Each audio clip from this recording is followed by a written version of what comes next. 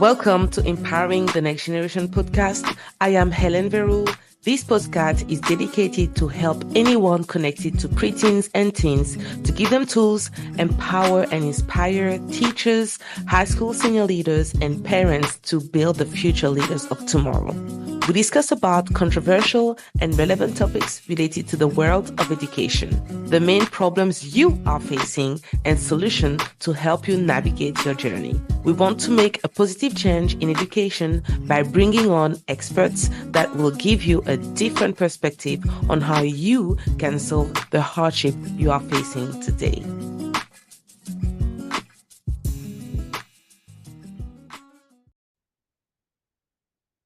Hello, everyone, and welcome to Empowering the Next Generation podcast with Coach Helen. I am excited today because we have an amazing guest speaker. You know that in this podcast, we are here to inspire high school senior leaders, parents of preteen and teens, and teachers who wants to really grow into getting more connections in their community. So today we have an amazing guest speaker.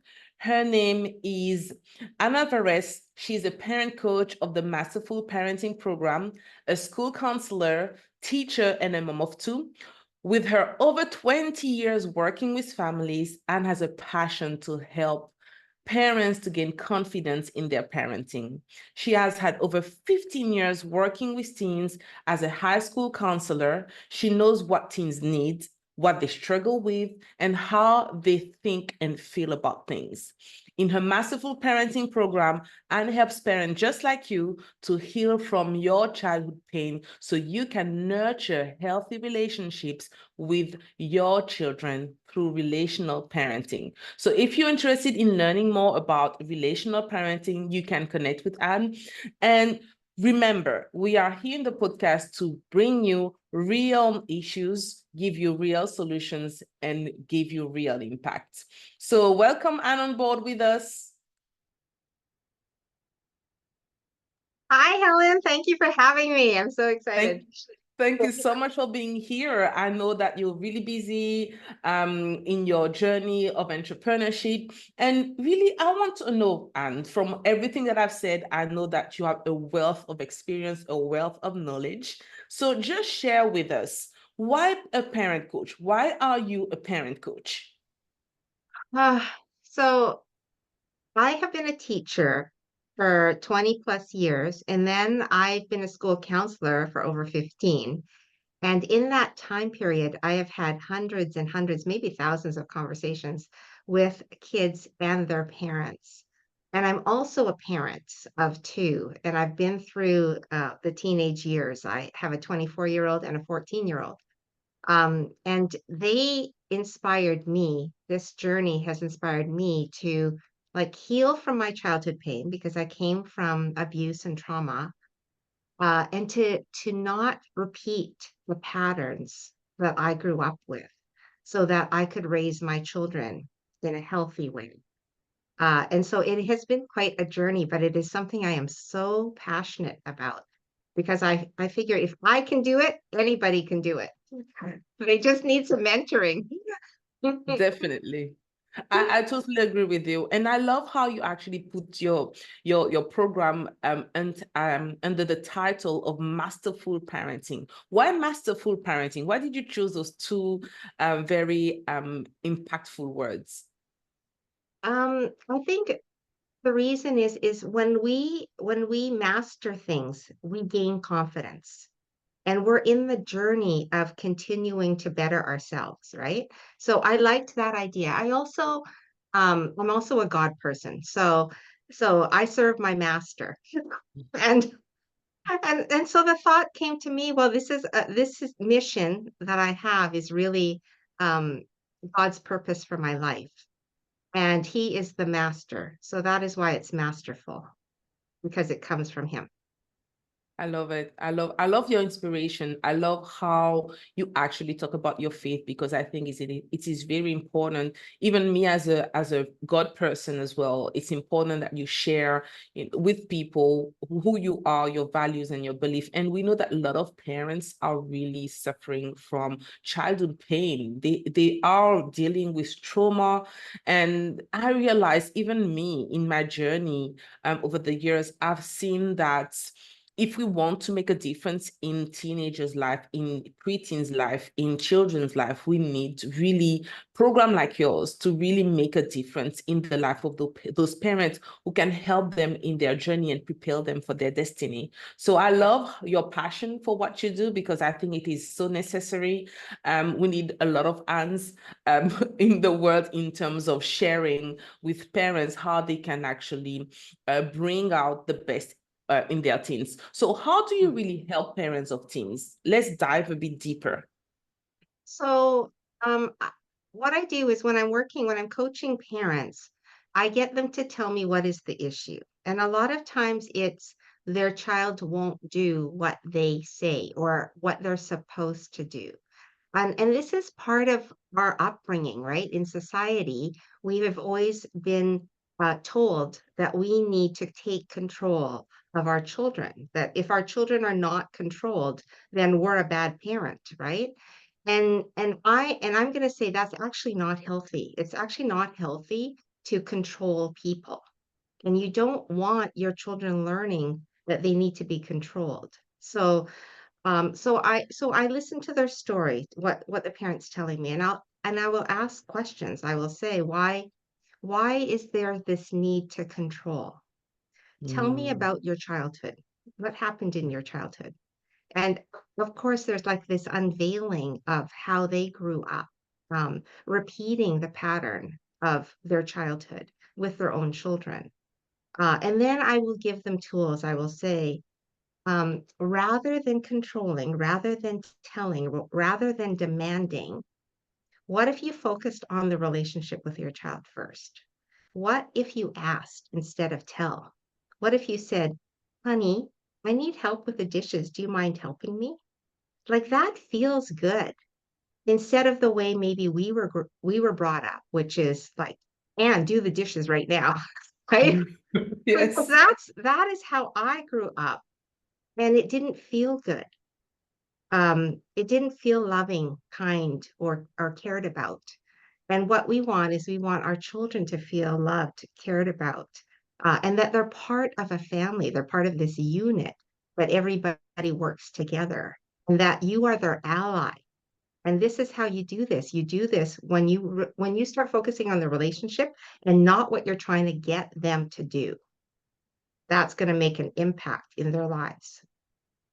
I love that. I love that we have to build relationship. And even me, when I grew up as well, my parents always told me what to do. Even in any, I think, sphere of jobs, even teachers, when we have people like students in our classrooms, I love how your masterful parenting can really be become broader into a different field of education as well, because even teachers in their classroom, when we tell students, oh, you should do that, you should do this, but we should actually build relationship with them and really encourage them in their journey to really be willing to do the things that you are asking them to do. So I love that two ways of really sharing how both parties can really bring something extra to each other. And Yes, it comes with healing. It comes with healing. it So does. thank you so much, Anne, for sharing that part. So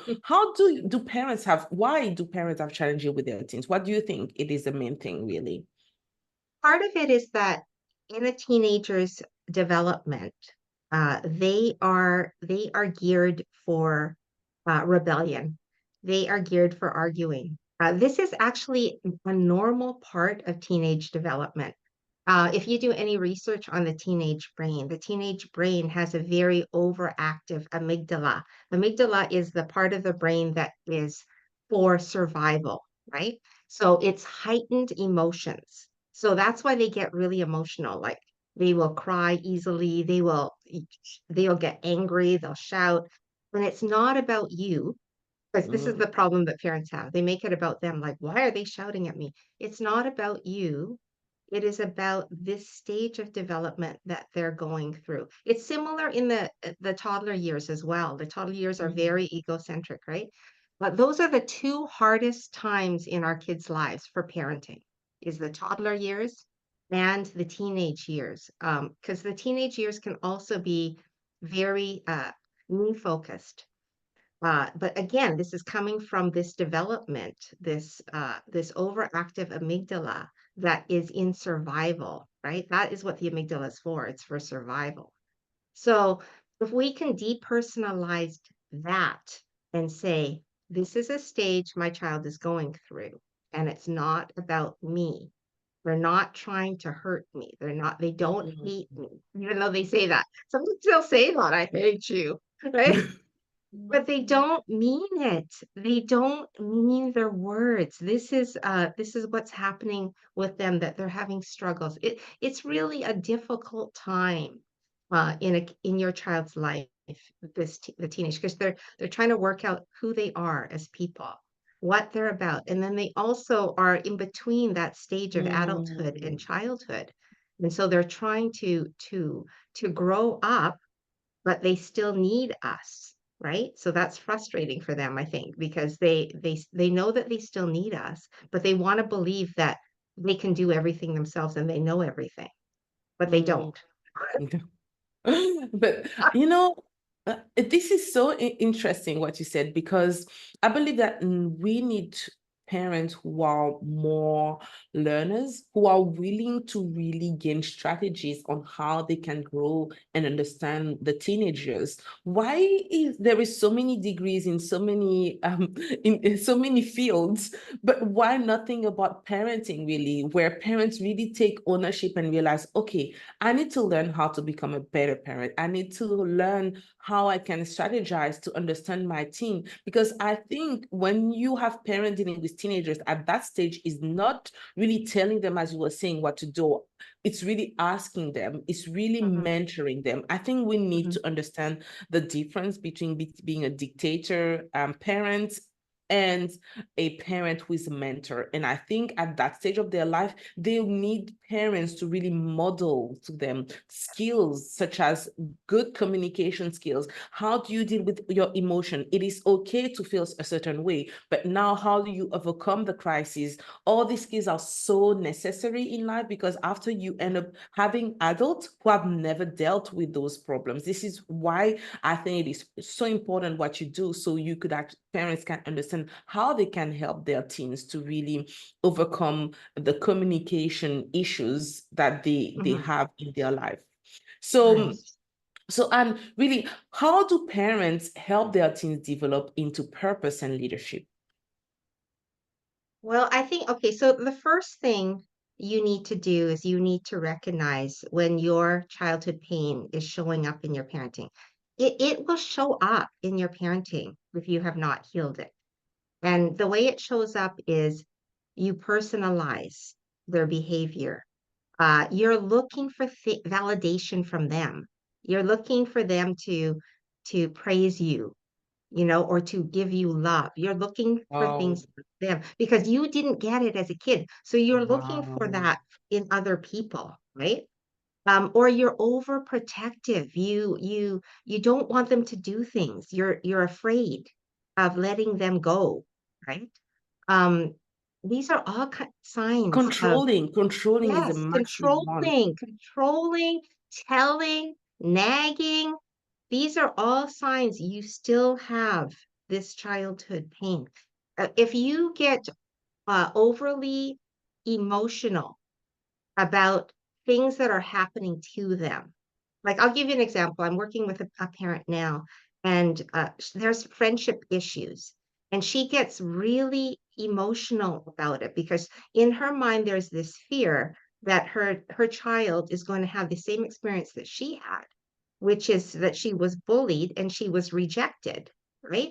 And Mm, I and so that this is where if we don't heal that part, then it's going to show up in our parenting, and it's not going to help our kids. It's going to damage them. It's going to hurt them. They will not be able to grow if you are reliving your childhood with your child, right? Wow. So that's really the key, is like going back and saying, okay, why am I so upset that my Mm, child did this? Why? And then you may have a memory. You may be like, oh, I remember this happened to me when I was a kid, when my mom did this to me, right? So we go back there and remember it. And then we have to have a different dialogue about it, that we were the child and we didn't mm, have control now. But now we have control because we're adults. And so we don't yes. have to repeat it anymore. We can say, that wasn't healthy. That wasn't good. I gave myself the wrong message about myself. I am worthy. I am capable, you know? And then when we recognize it, like the first step is awareness. Oh, being aware. Okay, it's showing up and asking the question, why am I feeling this way? Why did I react this way? Why did I yell, get emotional about this? And and then delve into what was your experience as a child. And then once you recognize, that's when you can break the pattern. But you have to be aware first. A lot of us are not aware. And so the Mm, first step is we have to be aware. Stop and say, okay, am I making it about me? Why am I feeling this way? Like so hurt that my son ignored me or yelled at me or something. But instead of looking at my child struggling right now and needs help, how do I support him or her? That's the mm. question we should be asking. Yeah, I love that. And as you were saying, self-awareness, recognizing the experience. But can you just give like let's say two healing process that parents can do to help them in their journey? How can they heal? I know self-awareness is one of them, but how can they actually grow deeper into that healing? Give just two steps to parents so they can see, okay, I need to go and see Anne. The first thing is you have to tell your story. Mm, You have to say, because a lot of us kept it inside. Like I know for me personally, I kept it inside until I was 30. And then I realized I can't keep it inside anymore. I have to tell my story. Because maybe the messaging in our families was don't tell, right? mm, Don't share, or it's not okay to cry about it, right? Like we might have mm, had that kind of messaging. And so we have to express emotion, tell our story, and cry about it. I cried. I cried a lot. Okay, so then we're releasing it, because if we don't tell our story, it lives in us. It continues to live inside of us, right? So the first step is telling your story to someone you feel safe with, right? And mhm. it can be a friend, it can be a counselor, it can be your spouse. If you feel safe with that person, that's who you tell your story to. And then after you tell your story, that's the first step of healing, right? Mm, You have to reframe the story in your mind. It wasn't about me. It was about my parents. My parents mm, didn't know. My parents maybe were repeating a pattern in their own childhoods, the yelling, the screaming. Maybe their parents did that to them and they just repeated it, but it wasn't about me. Here's the thing, children, they have an internal dialogue when we do things to them. They never blame their parents, they mm, always blame themselves. How do I know this? Because of the hundreds of conversations I've had with teens over the years. When they share their experiences, they they tell me, I felt unworthy. I didn't feel good enough. I must have been bad if my parents punished me. It was my fault. This is what they tell themselves. And that's why I know this internal dialogue exists. And so mm. that's why we have to be so careful with our behavior with them, because they will not blame us. They love us too much. I They love will just, it. they will carry the pain inside of them. That's what will happen. Right? Thank you so much. So those And are the yeah, steps. Yeah. sorry, go ahead. Yeah, those are the steps. Tell your story, right? And then reframe the way you think about it. It was about your parents and not you. I love it. I love it. This is sweet and concise. So now, what are your last word? What is your last word, sorry, of inspiration to any parents of preteens and teens right now? What would you tell them? If you are struggling in your parenting journey, there is help and you can reach out for support. You can get what you need to parent better. And healing is possible. I will tell you, my own journey has been a tough one. Like I have had like a lot of trauma and abuse in my childhood, but I was able to heal. And so I know it's possible and I know I can help you. I love it. Thank you so much, Anne, for coming to the podcast. I appreciate your time here. You have inspired so many parents of preteens. And I thank you. Anyone listening to us, make sure that you actually connect Anne because you want to heal from your childhood pain. We want to build more healthy children who will definitely grow into the purpose that God has called them to be. So thank you, parents. Thank you, Anne. Thank you, Helen. Thank you for listening to this episode and make sure you connect with us on Instagram at The Case for Success. Check also my Linktree and become an affiliate of the Success Guide for Teens Academy, a program that will empower your school community as a parent, teacher, and high school senior leader. Do not hesitate to reach out, comment, and share. Until then, see you in the next episodes.